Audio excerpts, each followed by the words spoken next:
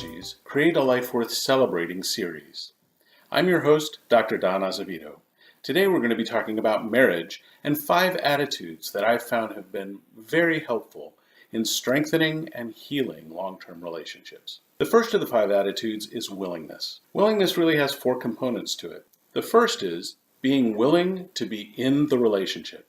If you're not willing to be in the relationship, it's hard to do any of the work. It's hard to really even be present to the other person.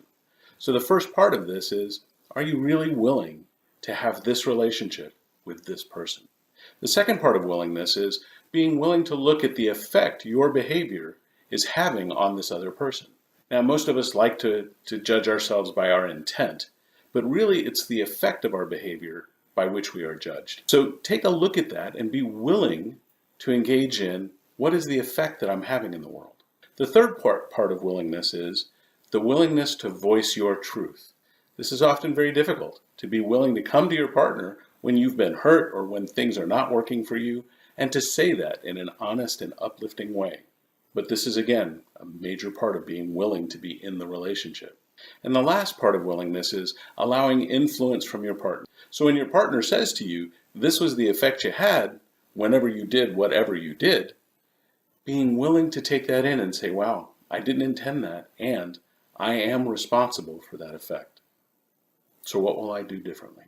So that's willingness. Willingness to be in, willingness to examine the effect of your behavior on others, willingness to voice your truth about what's happening, and willingness to allow influence from your partner. The second attitude is priority time. Much of the world just sucks up our time. Work sucks up our time, friends suck up our time.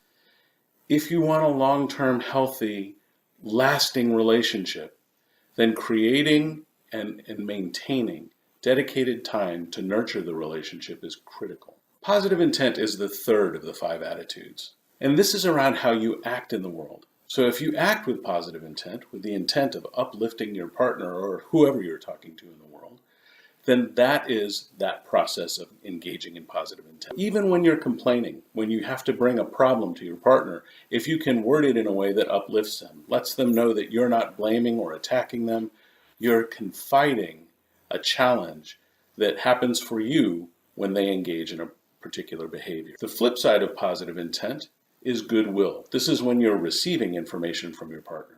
So goodwill is looking at your partner's behavior in the best possible light, instead of the worst possible light.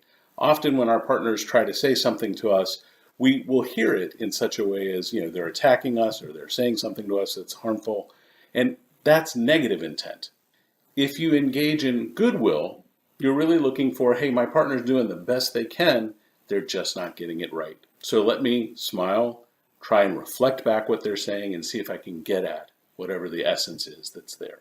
And finally, the 5th of the attitudes is grace. I'm not talking about religion here. I'm not talking about all of that stuff. Only God can do that kind of thing. But it's very similar to the idea of grace in religion. Grace in a relationship has to do with an attitude toward your partner where you freely give unmerited favor and love. They haven't done anything for you to love them and for you to hold them in high esteem. They are just who they are.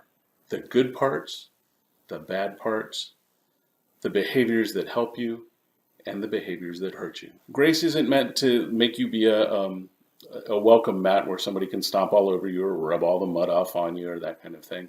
It's the willingness to recognize that sometimes I'm going to get it wrong with my partner. And I will hope that they have grace because I've screwed up so badly, and make priority time so we can solve this problem, and have positive intent when they speak to me, and have goodwill when they listen to me. How do you know when to employ these attitudes? Because you can't do it 24/7. So you reach for these attitudes when things start to slide downhill.